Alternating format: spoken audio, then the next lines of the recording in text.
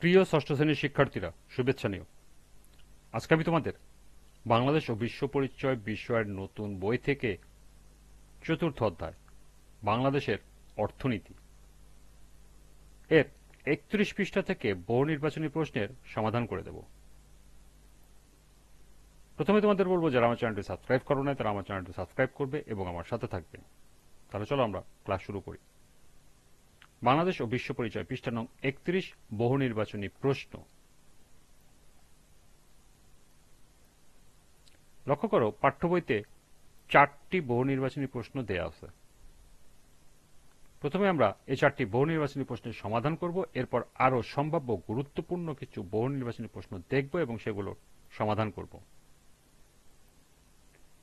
পাঠ্য বইয়ের বহু নির্বাচনী প্রশ্ন 1, বাংলাদেশের শিল্পের কাঁচামালের অন্যতম উৎস কোনটি? কৃষিখাত, আমদানি খাত, শিল্প খাত, সেবা খাত।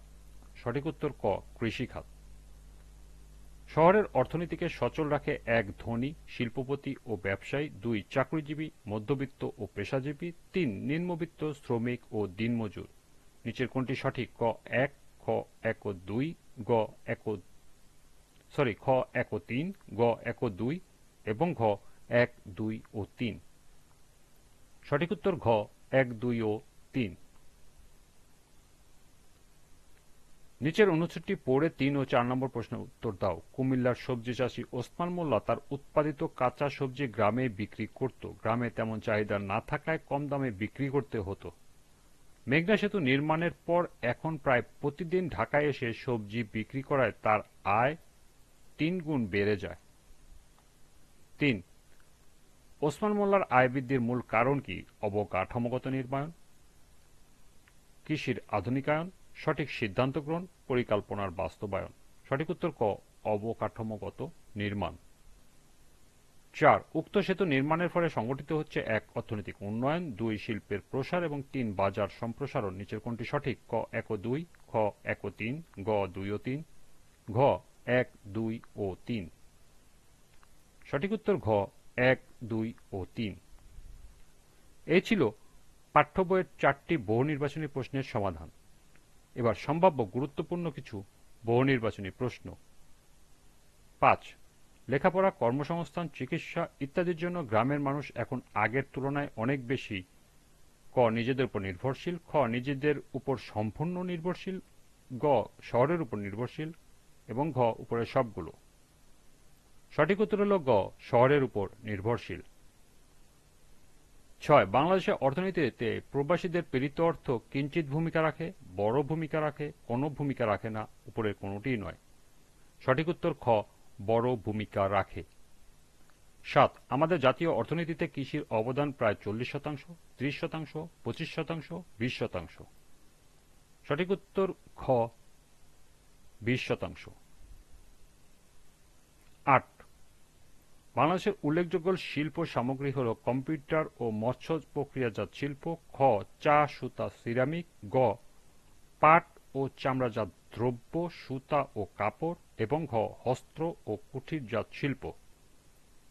সঠিক উত্তর গ, পাট ও চামড়াজাত দ্রব্য, সুতা ও কাপড়।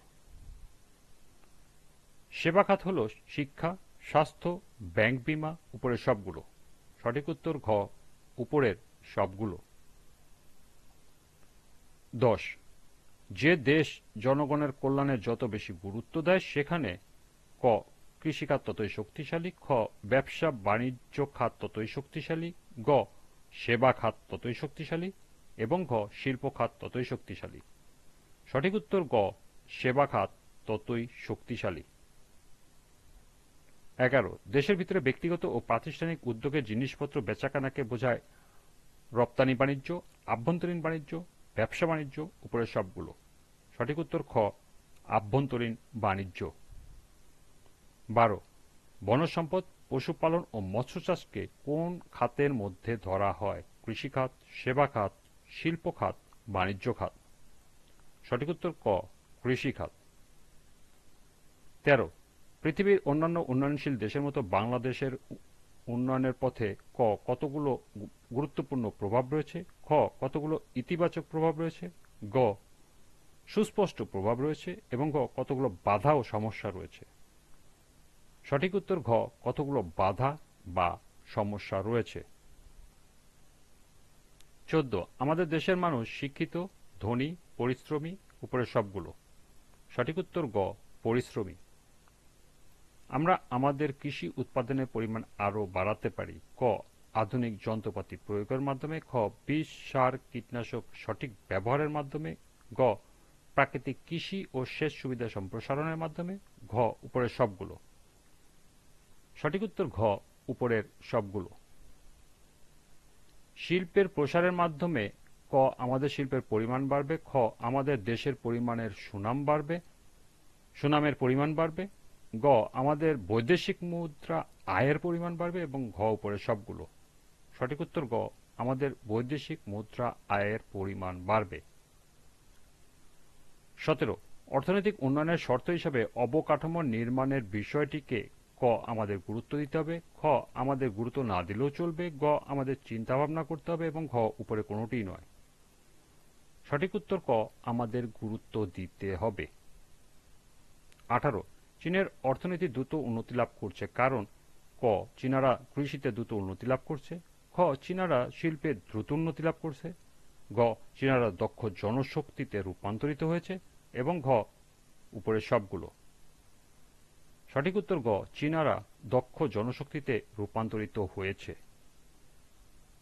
19, শতভাগ কি নিয়ে কোনো দেশ দরিদ্র থাকতে পারে না? শিল্পের প্রসার, দক্ষ জনশক্তি, কৃষির প্রসার, উপরের সবগুলো।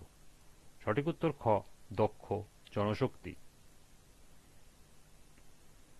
এবং সর্বশেষ 20, জনসমষ্টিকে মানব সম্পদে পরিণত করার উপায় হল।